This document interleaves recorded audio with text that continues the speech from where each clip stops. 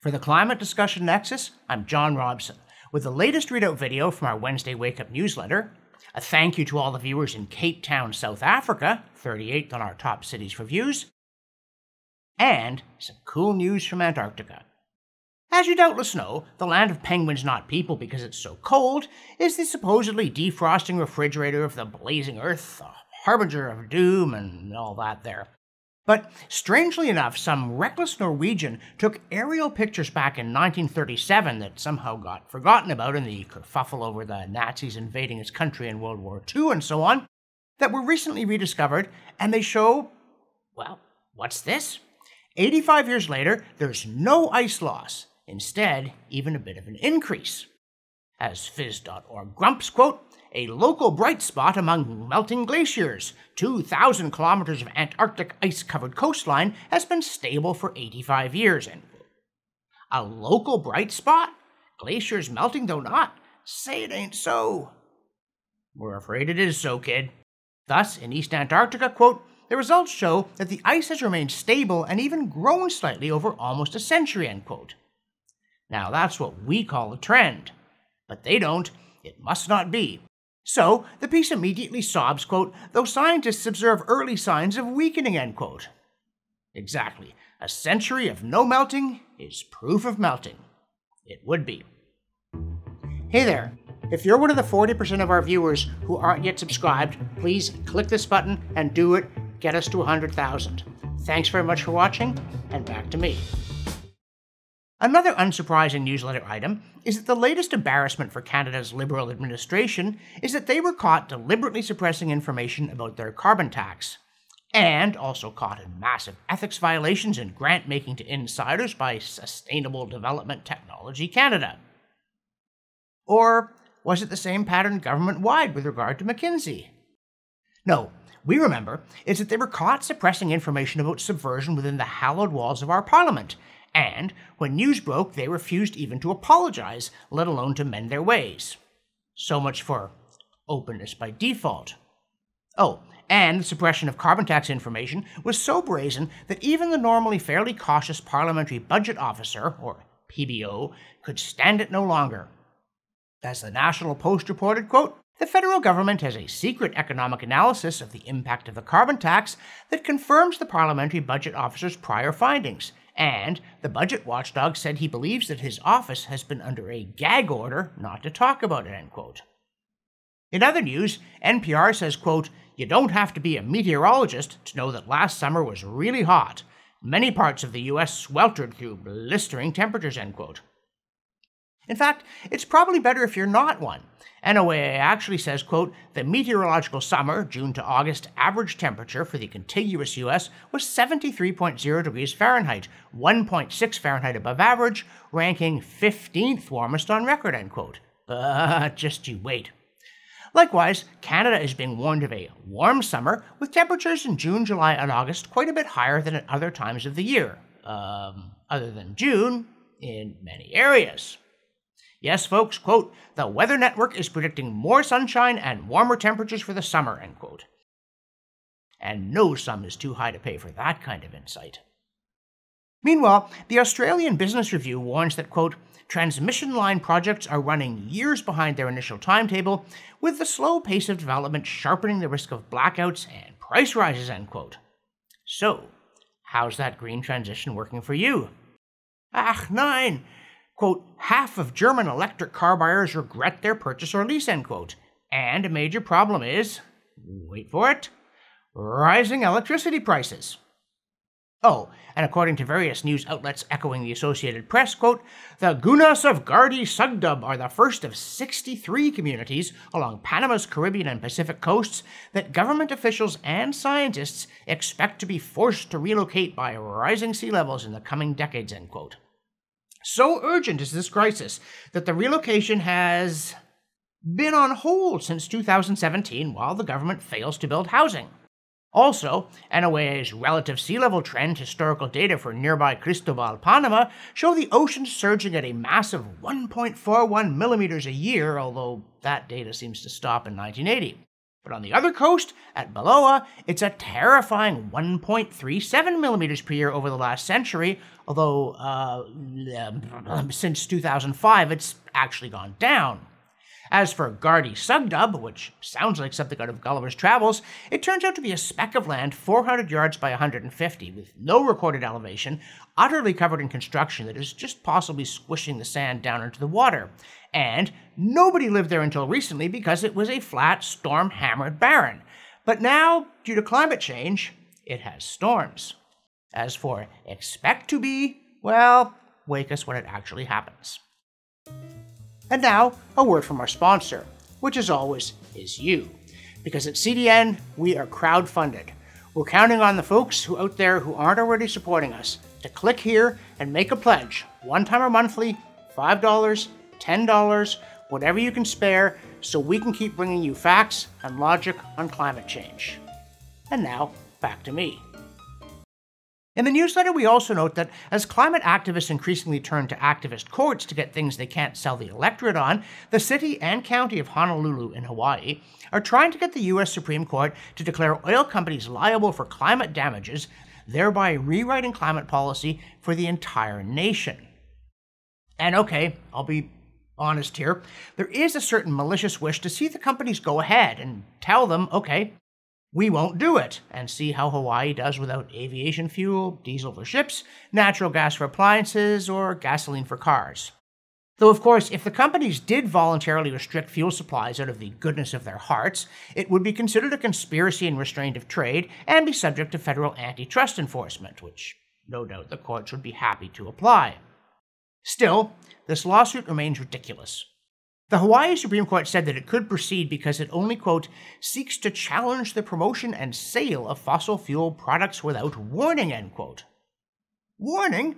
What are they talking about? Should gas stations have signs saying, danger, gasoline sold here, if placed in tank may cause automobile to operate?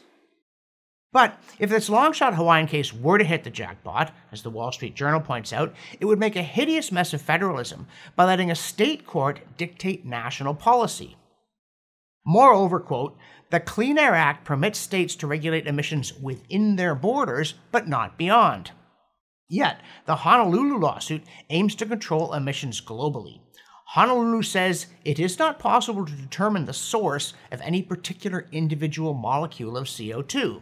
So, the only way for companies to avoid potential liability is to stop producing and selling products everywhere, end quote.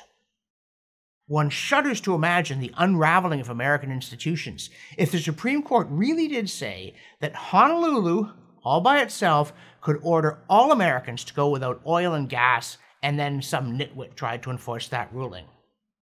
In the newsletter, we also note that inherent in climate zealotry is the tendency for people to see what they think ought to be there rather than what they have good reason to believe actually is there, thus substituting aspiration for experience. For instance, this Globe and Mail invitation that we received to, quote, an exclusive afternoon of networking and discussion with Canadian business leaders on their climate progress and priorities on the path to net zero, end quote. But the thing is, there is no such path. And while we'd rather be with rogues who know it than fools who don't, frankly, we'd really rather be with neither. And in addition to seeing things that aren't there, climate zealots often fail to see things that are there.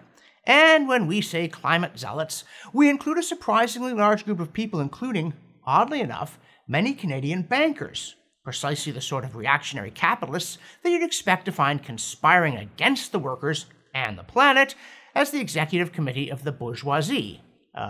If he were some omni-cause radical. Yet Gina Pappano of Invest Now reports in the Financial Post that at the annual shareholders' meetings of Canada's Big Five banks, cocooned in their comfortable government-imposed oligopoly, quote, our organization presented shareholder proposals that, quote, asked the banks to commission and issue reports qualifying and quantifying the impacts and costs of divestment from the Canadian oil and gas sector should they continue on the path of their declared net zero objectives, end quote. Amazingly, management at all five banks urged shareholders to vote not to look before they leaped, and, even more amazingly, shareholders obeyed.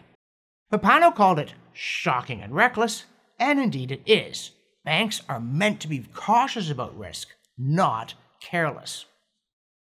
In this week's newsletter, we also launched a new series exploring a rival theory of global warming proposed by Professor Qing-bin Liu of the University of Waterloo Department of Physics here in Canada. Liu believes that 20th and 21st century climate change was man-made, but not from CO2 emissions.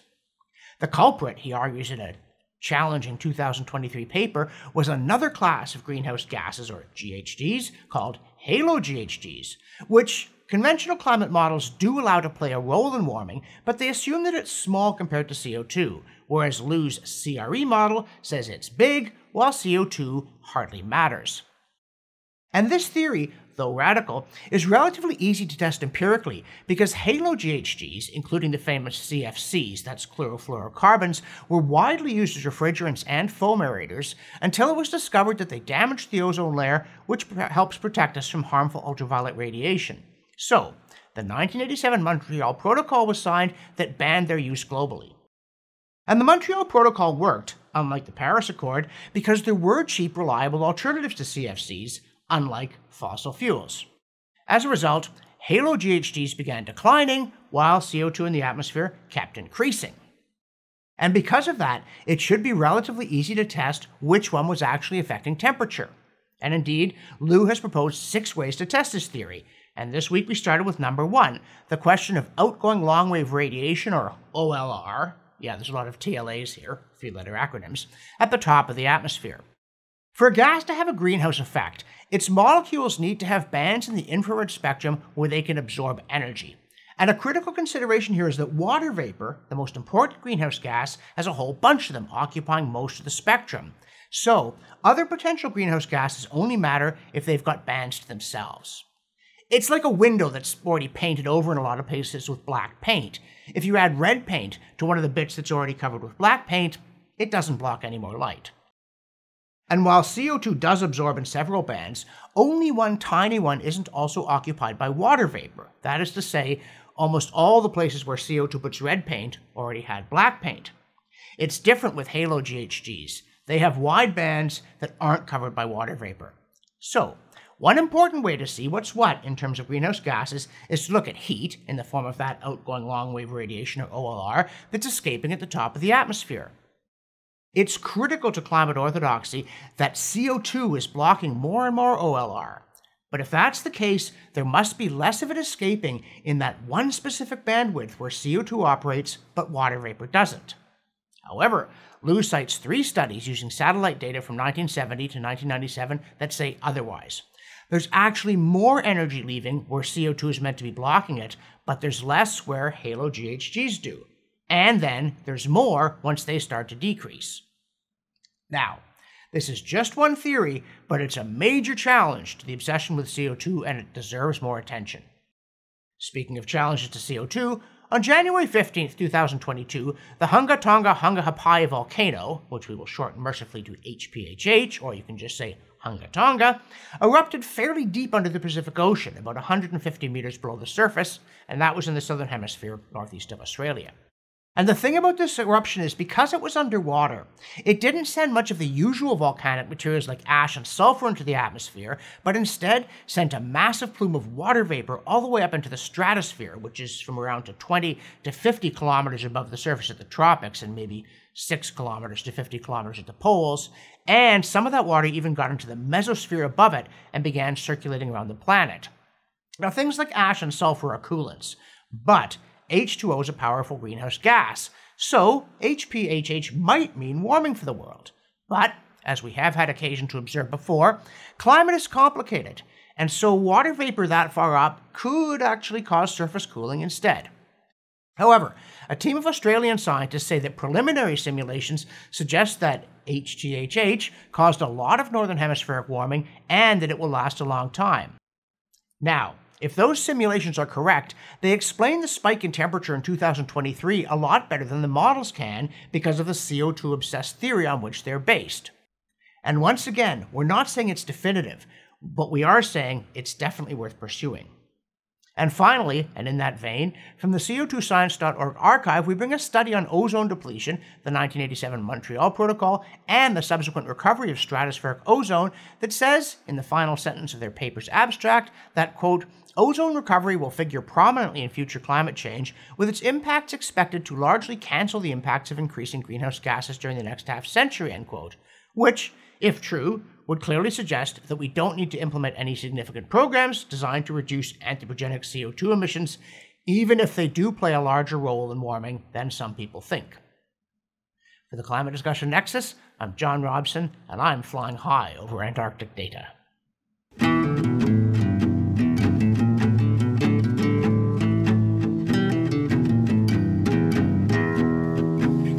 That's right.